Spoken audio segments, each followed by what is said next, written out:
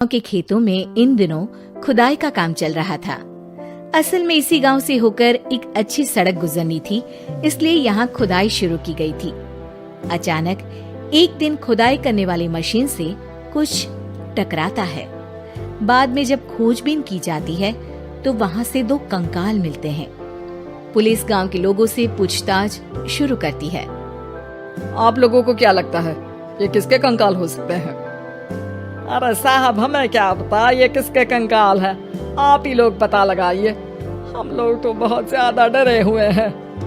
हाँ, हमारी forensic team अभी आ रही है। ये बताओ कि इस गांव के रहने वाला कोई जोड़ा गायब तो नहीं ना?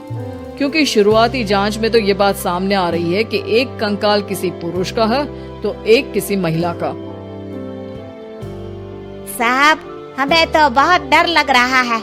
ऐसे कंकाल मिलने का मतलब गांव के आसपास ही किसी की हत्या हुई है या फिर किसी को जलाकर मार डाला गया है। हाँ साहब, हम अपने परिवार को लेकर बहुत ही ज्यादा परेशान हैं। देखिए, आप लोगों की परेशानी हम समझ सकते हैं, लेकिन आप लोगों को पुलिस का सहयोग करना होगा, क्योंकि आपके सहयोग के बगैर हम ये पता नहीं लगा सकते हैं कि आखिर ये किसके कंकाल है और इनकी हत्या किसने की। ठीक है साहब, गांव के लोग आपका पूरा सहयोग करेंगे। हाँ साहब, पूरा सहयोग करेंगे। तो फिर ठीक है, हम अपनी जांच शुरू कर देते हैं। कुछ दिन बाद जांच रिपोर्ट आ जाती है। पता चलता है कि ये कंकाल करीब 20 साल पुराने हैं, यानी 20 साल पहले किसी जोड़े की हत्या कर शव को यहाँ पर दबा दिया गया था। इंस्पेक्टर राघव, ये बताओ कि 20 साल पहले की मर्डर मिस्ट्री क्या आप सुलझ सकती है? हाँ सर, क्यों नहीं, लेकिन अब सबूत और गवाह काफी मिट गए होंगे। मुश्किल तो होगी, लेकिन शायद किसी परिवार को इंसाफ मिल सके। इंस्पेक्टर राघव, आप बिल्कुल सही कह रहे हैं। किसी परिवार को तो इंसाफ मिलेगा ही और किसी को उसके किए की सजा भी मिलेगी। जी सर, मैंने तो जांच शुरू भी कर दी है। 20 साल पहले इस गांव के 2 जोड़े अचानक कहीं गायब हो गए थे। मैंने दोनों ही परिवारों के बाकी के सदस्यों से बातचीत शुरू की तो उन्होंने बताया कि उनके बच्चे शहर गए थे, लेकिन आज तक वापस नहीं लौटे हैं। लेकिन ये दोनों शव किस परिवार के सदस्यों के हैं, ये कैसे पता चल सकेगा? सर, मैंने डीएनए टेस्ट करवा लिया है। आज शाम तक इसकी रिपोर्ट भी आ जाएगी। अच्छा, ठीक है। उसी शाम को सर, डीएनए रिपोर्ट के मुताबिक ये दोनों ही लाशें चौरा गांव के रहने वाले प्रधान सुल्तान सिंह के बेटे और बहू की है। लेकिन इनकी हत्याएं किसने की है, ये कैसे पता लगेगा? इसी का तो पता लगाने की कोशिश में जुटा हूँ सर। आज सुल्तान सिंह से मिलने भी जा रहा हूँ। मेरा बेटा और बहू तो मेरे लिए सिर्फ यादों में ही रह गए थे। हमें उनकी लाशें तक नहीं मिल सकी थी। आज 20 साल बाद उनके कंकाल मिले हैं। मैं अब किसके लिए जीऊं?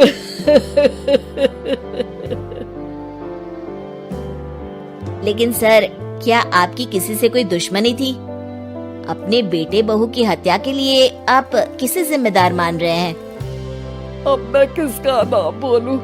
मेरी तो किसी से दुश्मनी नहीं थी, बस मेरे बेटे बहू को कोई वापस ला पाता।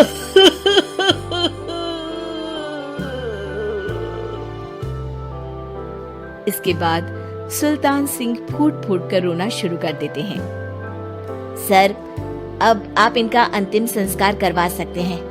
कम से कम इनका शरीर ना सही, इनका कंकाल तो आपको मिला है। लेकिन हाँ, अगर आपको कुछ भी याद आए तो जरूर बताइएगा। मेरी तो बेटा अब उम्र हो गई है, लेकिन मेरे बेटे और बहू के हत्यारों का जरूर पता लगाइएगा, क्योंकि जब तक हत्यारे पकड़े नहीं जाएंगे मेरा मन नहीं मानेगा। सर, हमारी पूरी कोशिश रहेगी हत्यारे को पकड़ने की। लेकिन एक बात बताइए, उस वक्त आपको किस पर शक गया था? उस वक्त मेरे एक ड्राइवर को पकड़ा गया था, लेकिन सबूतों के अभाव में उसे छोड़ दिया गया था। अच्छा, और ड्राइवर पर कैसे शक हुआ था? क्योंकि उस दिन ड्राइवर छुट्टी पर था। उस समय लेकिन लाश क्यों नहीं मिल सकी थी? उस वक्त पुलिस ने बहुत कोशिश की थी, लेकिन दोनों की डेड बॉडी नहीं मिल सकी थी। ठीक है, हमारी तफ्तीश चल रही है, मैं फिर आऊंगा। इसके बाद इंस्पेक्टर वहां से चला जाता है और सुल्तान सिंह अपने बेटे और बहू की याद में खो जाते हैं। कुछ दिन बाद सुल्तान सर, एक बात बताइए, जब आपके बेटे बहू की हत्या हुई थी, उसी के आसपास आपके ही गांव का रहने वाला एक और जोड़ा उसी वक्त गायब हो गया था ना? हाँ सर, अलका और अभिषेक, वो भी मेरे बच्चों जैसे ही थे। तो फिर वो कहाँ है?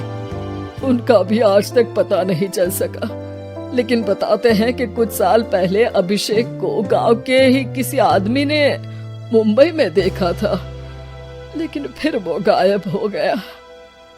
यानी अभिषेक और अलका की हत्या नहीं हुई थी, बल्कि उन्होंने किसी वजह से खुद ही गांव छोड़ दिया था। हाँ, हो सकता है, क्योंकि अभिषेक मेरे बेटे संतोष का अच्छा दोस्त था और उसका मेरे घर भी आना जाना लगा रहता था। हो सकता है कि उसने मेरे बेटे और बहू के बारे में सुन लिया हो और ये गांव छोड़ दिया हो सकता है। उनके परिवार का कोई अब नहीं रहता क्या इस गांव में? अब तो कोई नहीं रहता। एक चाचा थे, लेकिन उन्होंने भी अपना पुश्तैनी मकान बेच दिया है। वो भी अब कहीं शहर में ही बस गए हैं। ओह, अभिषेक और अलका के बारे में भी पता लगाना होगा। हो सकता है कि वही इस हत्या के बारे में कुछ बता सके। हो तो सकता है, लेकिन वो बेचारे तो खुद ही वक्त के मारे थे, वो क्या बताएंगे। फिर भी सर, जब केस दोबारा खुला है तो जांच तो करनी ही पड़ेगी, और इस बार तो लाशें भी बरामद हुई है। कुछ दिन तक लगातार तफ्तीश चलती रही। एक दिन थाने से सुल्तान सिंह को फोन आता है। हाँ, कौन बोल रहा है? सर, मैं कांस्टेबल टूलाराम बोल रहा हूँ थाने से। आपको थाने आना पड़ेगा। थाने? लेकिन क्यों? सर, किसी की पहचान करवानी है।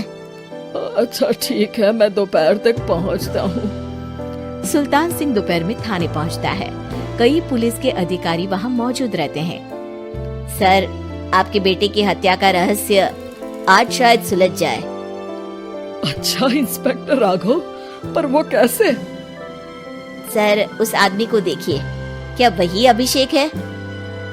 सुल्तान सिंह की आंखों में हैरानी से आंसू आ जाते हैं। हाँ सर, यही अभिषेक है। ये आपको कहाँ से मिला?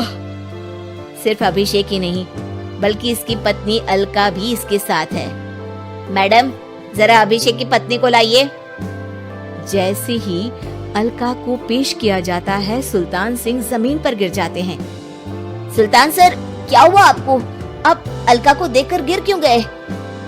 सुल्तान सिंह सर पकड़कर बैठ जाते हैं।